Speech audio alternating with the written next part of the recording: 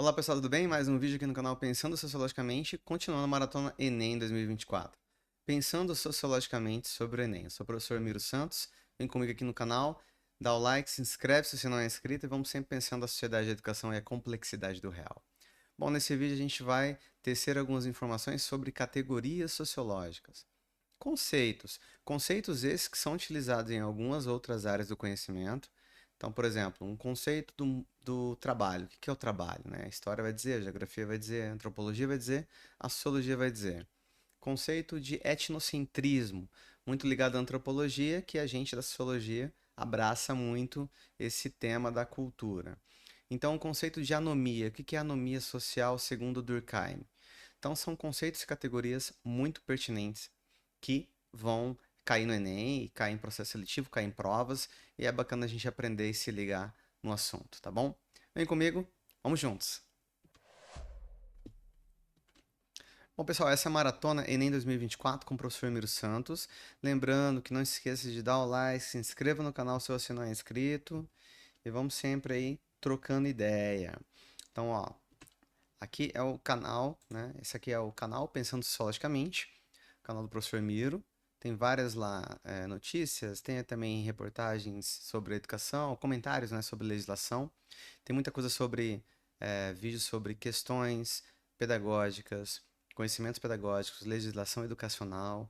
Tem também maratona para concurso, tem comentários sobre legislação educacional, sobre questões que envolvem LDB, Plano Nacional de Educação, coisas e momentos importantes da educação no país, tá?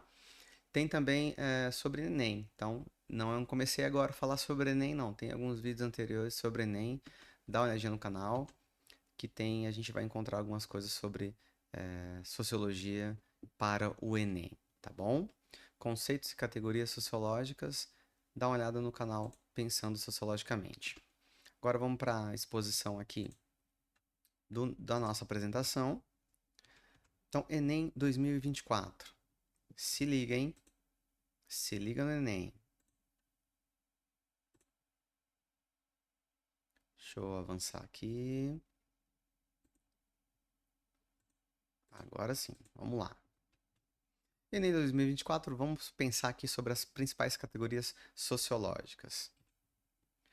Falando de anomia. Anomia é muito importante, tem na teoria sociológica de Durkheim, quando ele percebe que as instituições não estão muito adequadas, não estão fazendo aquela coesão social, deixando a sociedade bem juntinha, deixando a sociedade com a solidariedade legal.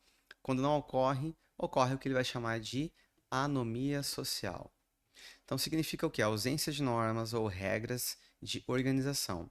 Então, uma sociedade anômica é aquela que o sentimento de desregramento é mais forte do que o de orientação. Então, a sociedade está enfraquecida, os laços sociais, como se fosse os elos da corrente, não estão muito legal.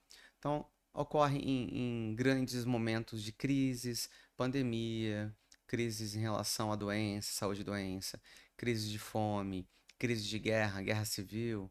Então, em alguns momentos pode acontecer muito a questão da anomia social. As instituições não conseguem lidar e manter a coesão e os indivíduos não percebem a sociedade como tendo laços muito fortes, tá bom?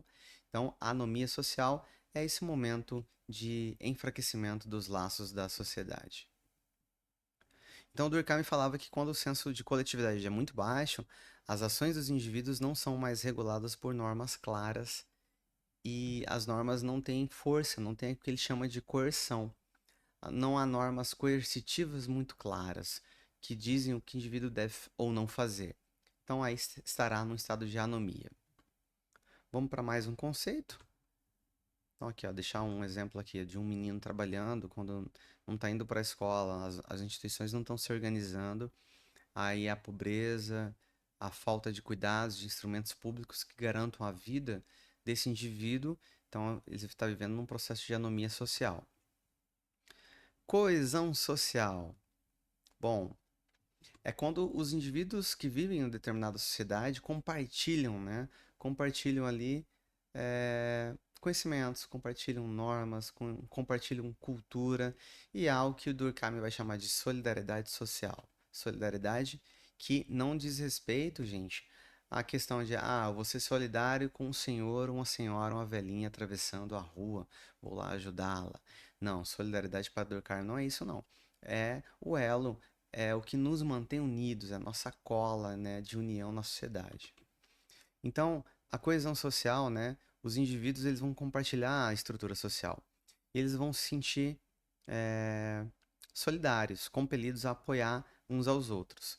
Então é quando as normas, os valores, a sensação de pertencimento, ela é muito maior do que a anomia.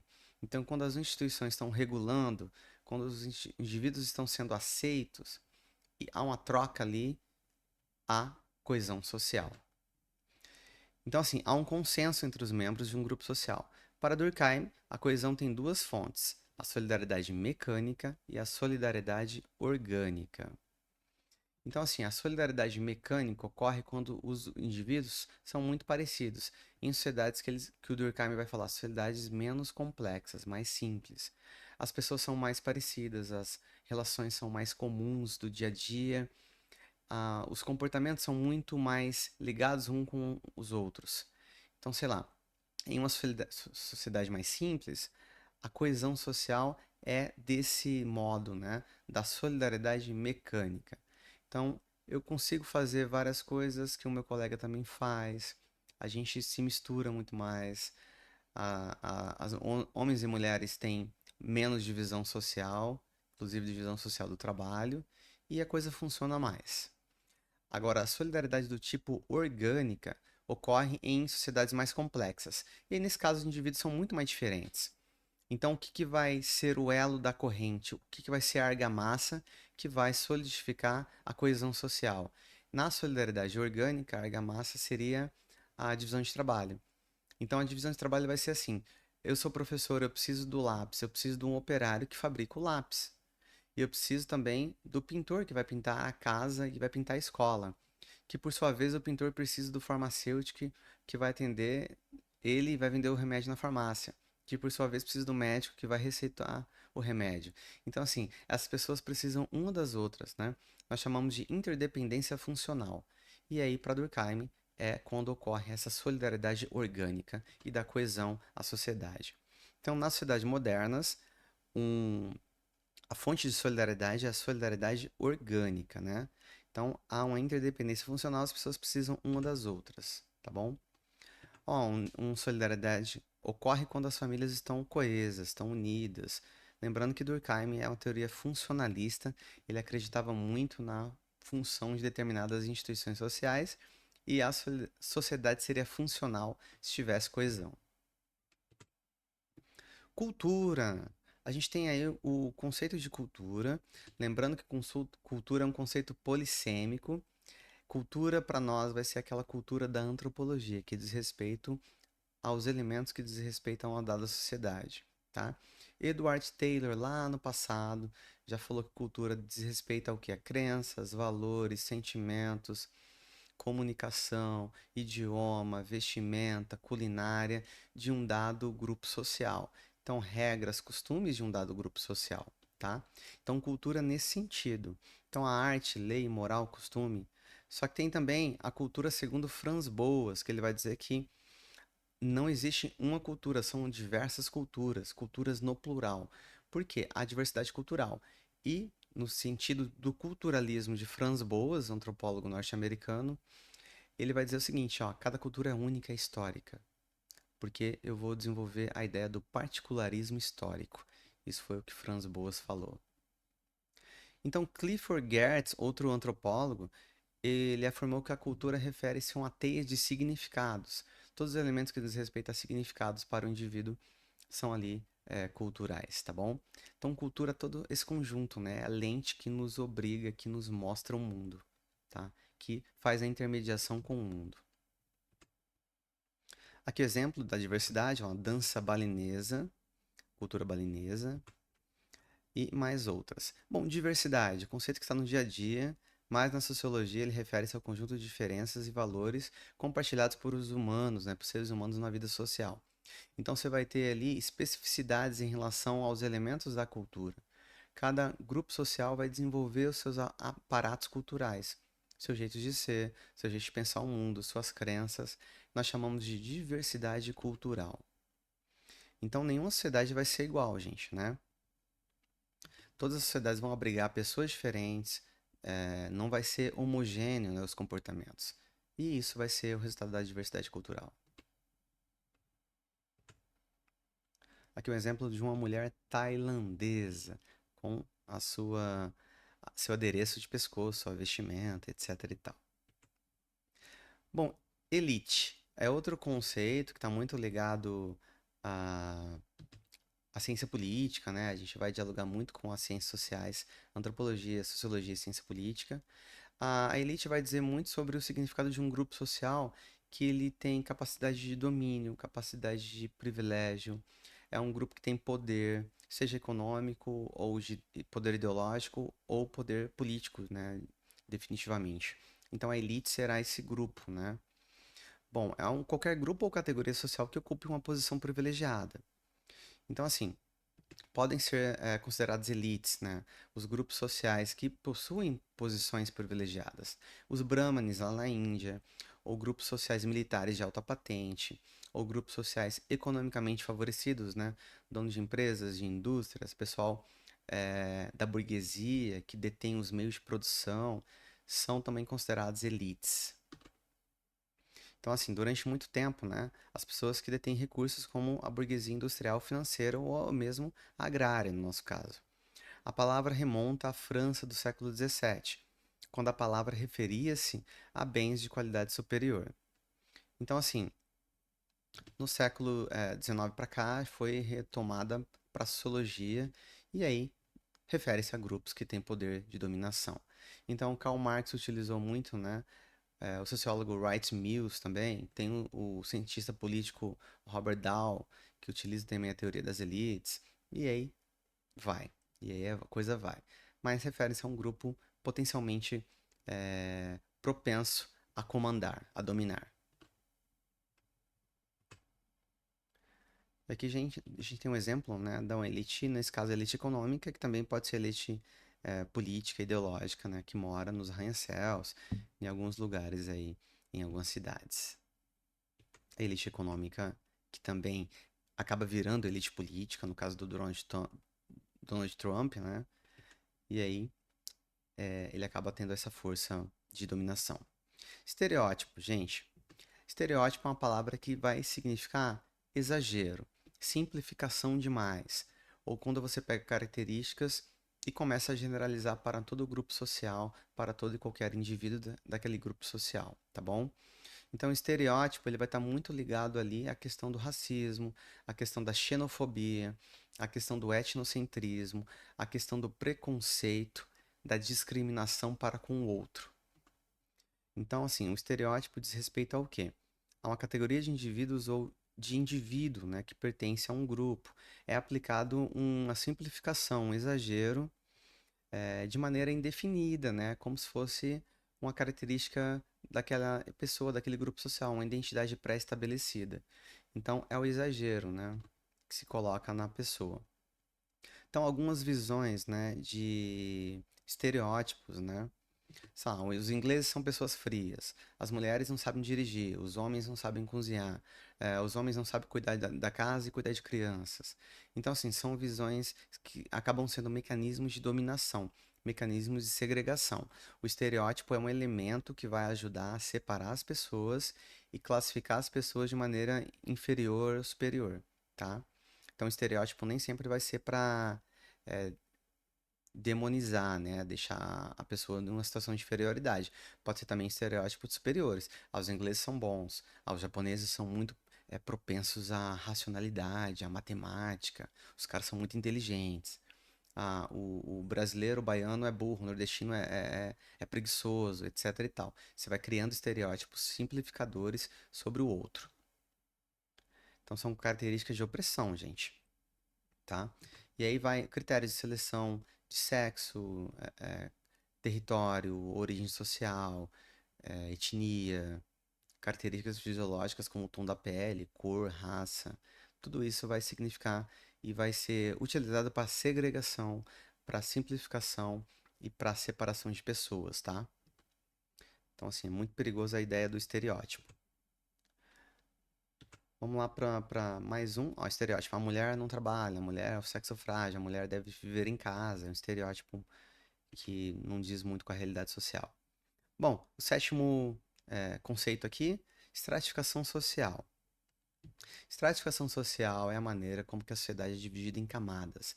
É a maneira como grupos sociais são localizados, se localizam dentro dessas camadas. Então, a maneira de ver a classe social é um tipo de estratificação, extrato, né? Um tipo de estratificação social.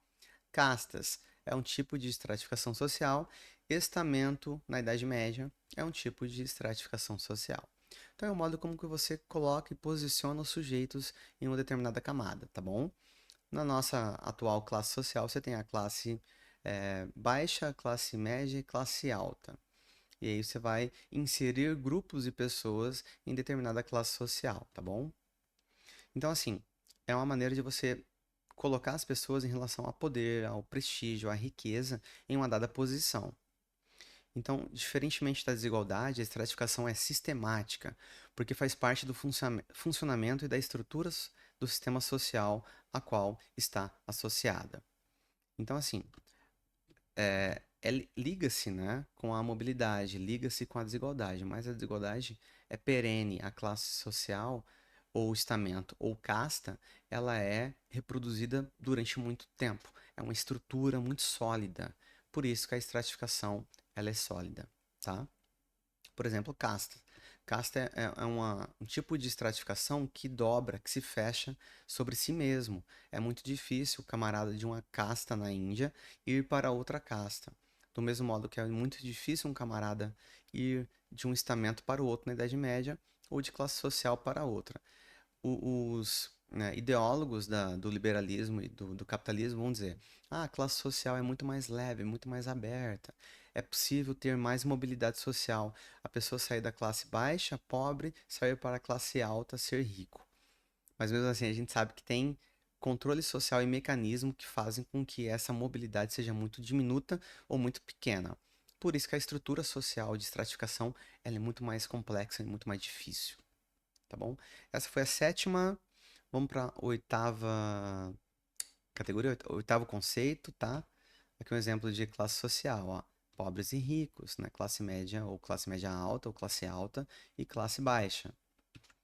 Aqui é a pessoa com bens e outra sem bens, uma com trabalho e outra sem trabalho. O último conceito, etnocentrismo. Gente, o etnocentrismo, né, é uma ação, é uma conduta, né? Ocorre em todas as sociedades, é a ação de considerar a sua cultura como superior, a sua cultura como centro, a sua etnia como melhor que as outras, né? Ocorre em vários lugares do mundo. O próprio antropólogo Levi-Strauss já falou que o etnocentrismo ele é muito comum, ele é uma ação universal, mas não é porque é universal que é correta. Então nós não podemos nos sentir superior em relação aos uruguaios, aos mexicanos, aos paraguaios, e os franceses não podem se sentir superior em relação aos espanhóis, aos portugueses ou aos argentinos. Então, esse comportamento, essa conduta de achar-se superior é o etnocentrismo. Então, a pessoa etnocêntrica, ela julga mais humano que a outra, tá? Por exemplo, aqui a gente tem a imagem do Ramadã islâmico. É uma cultura relacionada à religiosidade. Ah, pertencer ou ser adepto à cultura, à religião islâmica é ser inferior à religião cristã? Claro que não. Cristã? Claro que não. Ou ser superior à religião budista? Também não. Então, cada qual vai ser adepto à sua religião e cada cultura vai desenvolver ali seus comportamentos e suas normas. Ah, o homem que se sente superior ao outro, a outra cultura, né? Tá muito ligado também ao egocentrismo, né? A sentir superior, a ideia de supremacia, a ideia de dominação. O etnocentrismo, a pessoa se sente superior ao outro. E geralmente ao outro de outra cultura. Então aqui a gente tem a imagem de uma mulher indiana, né, que no caso foi feita por inteligência artificial, com suas vestimentas, seus adereços, seu jeito de olhar, seu tom de pele. Essa mulher é superior a uma mexicana, ou uma africana, ou uma chinesa, uma brasileira? Claro que não. Por exemplo, aqui tem a figura de uma mulher chinesa. Diferença de pele, diferença de trejeitos, diferença de língua, diferença de adereço, diferença de pintura facial, diferença de roupas, danças, costumes, cada qual do seu modo. E aqui encerramos aqui com uma mulher africana, com, né, sua vestimenta, sua pintura facial, seu tom de pele, seu jeito de olhar, seu jeito de falar, seus valores, né, ligados à sua sociedade, sua língua, tudo isso diz respeito a ela. Não podemos dizer que a chinesa é superior que a africana ou que a africana é superior à indiana e assim sucessivamente. Cada cultura tem o seu particularismo. Valeu? Encerramos aqui, pessoal, os oito conceitos, né, relacionados à maratona do Enem. Conceitos e categorias sociológicas. Obrigado por você me acompanhar até aqui. Vamos sempre pensando na sociedade, educação e a complexidade do real. No próximo vídeo, a gente vai desenvolver e reproduzir algumas questões, né, fazendo a resolução de questões para o Enem. Forte abraço, até mais.